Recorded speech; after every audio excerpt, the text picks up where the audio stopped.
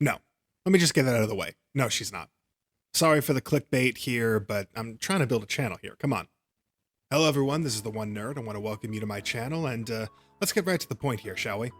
Recently there's been a trend on Twitter since the release of the new smash hit film Across the Spider-Verse. Basically, people are creating theories to suggest that Spider-Gwen of the movie is actually trans.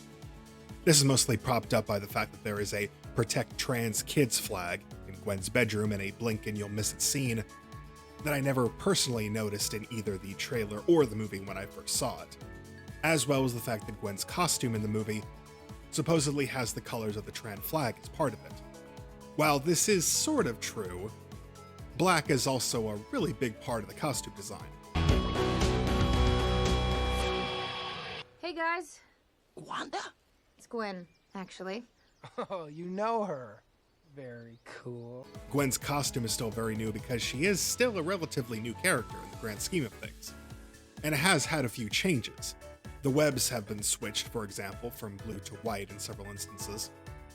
But if you really want to make the case that she must be trans because of her costume color scheme, I mean, what does that say about Miles? It's true, but he shouldn't say it. Anyway, it's obvious that Spider-Gwen is not trans. She's never been portrayed as such in any of the other versions of herself, and the evidence is spotty at best. The only other real part of this theory is something about Gwen's story being about the trans experience, because she feels out of place and struggling with her identity or something, which, yeah, but you can also say that about literally every other superhero. It's a pretty universal trope. Also, something about her having a weird relationship with her father, hiding her identity from him, which again, it's so common, it's crazy. I'm not against headcanon if people want to write fan theories or fan fiction, that's great. But when you start spreading this stuff around like it's real, like it's actually the case, and if anyone disagrees with you, then they're a bigot, then I have a problem. It's also telling that this all came out when this second movie was a thing, leading more to my theory that this is more about movie tourists who have never actually read a comic in their life, and they're jumping on the next big mainstream popular thing, which is becoming more and more of a constant problem. But this is not me saying I'm against the idea of a trans Spider-Person, far from it. There's actually a few ways that you'd be able to do that successfully, which I'll discuss later in the video. But I'm not going to use this as an excuse to rant about MCU SJWs wanting to ruin Spider-Man with politics. I just hate co-opted characters. Be it changing an already established character's race in order to get media headlines, or in this case, changing a character's gender identity. It's lame and has always been lame. Speaking of, the lamest part of this is the fact that the theory revolves around her suit color. Obviously, this theory needed all these straws to grasp at. But come on now. I've seen a lot of people say on Twitter that they need a trans Spider-Person. And what I have to say to that is, if that's the case, why do you want them to be the trans Spider-Man? What do I mean by this? Well, let's back up a bit. Recently, Marvel released a new set of Spider-Verse one-shots to showcase more alternate Spider-People in the lead-up to the new movie coming out.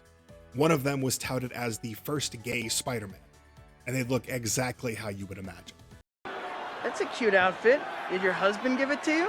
Just basically a stereotype presented as some sort of huge leap for representation. Not to say a gay Spider-Man would not wear something like this or act like this, but putting it all out there in the open like this just seems like they want you to know that they're gay. Like, if they didn't dress like this and act like this, how would you know that they were gay? How would you know that? How would you be able to figure it out unless they were this stereotype? Same with the supposed Spider-Gwen theory. Why would you want the first trans Spider-Person to be a literal token to highlight to the world what you're doing? I don't want straight superheroes to just make straightness the only thing about them, or their costume or their personality or anything like that. Why is lesbian part of her job title? Oh, now you're progressive? Even Miles didn't make it obvious. He was never the Black Spider-Man, at least not costume-wise. He just had a cool costume that fit not only the original motif of other Spider-Man costumes, but also made it a little bit more unique to fit with sort of a younger, hipper sort of attitude. Except for that really, really awful suit where they really leaned into it. But we don't talk about that one anymore. It's just full of the exaggerated swagger of a black teen. Point is, I think a trans Spider-Person could work well. Let's just not feel the need to change another character because you're not confident enough in your own ideas. For example, Let me tell you my idea for a trans Spider-Woman story. Let's say they're a high schooler, because all spider people have to be teens these days. They're a trans woman, but they're still living as a male for various reasons. Could be a shaky home life with parents that may not understand.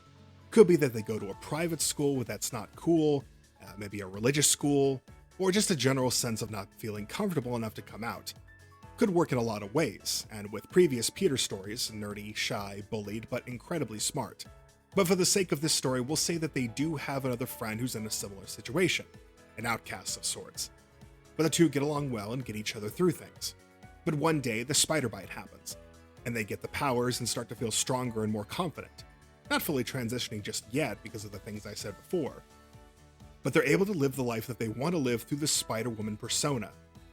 As Spider-Woman, they're not only able to be what they want to be who they are truly, but they're able to protect the community along with it, which is always a plus. All the while, they become even more confident and comfortable with themselves and their home life. But maybe too much so. Not to go to canon event, but maybe something like their friend dies somehow because they were neglected in some way, or they let a battle go too far, or maybe becomes evil, maybe their version of Green Goblin or something. I'm not really sure just yet. I literally thought about this a few minutes before writing the script. But my point is that there's so much that you can do for a new, original trans Spider-Woman or trans Spider-Man story, other than just co-opting an established character like Marvel has done previously with people like Iceman. At least they know how to touch a man. Oh, walk away. There's clearly a market for this. Even if it's a little bit niche, there's clearly some sort of market for this that Marvel could capitalize on. The fans should demand it, and not just rely or be happy with hand-me-downs. Maybe you have an idea for a trans Spider-Person story. If you do, feel free to leave it in the comments. But for now, let's just say the moral of this story is that it's better to be creative instead of just palette swapping. Until next time, I'm the One Nerd, and I hope you have a good one.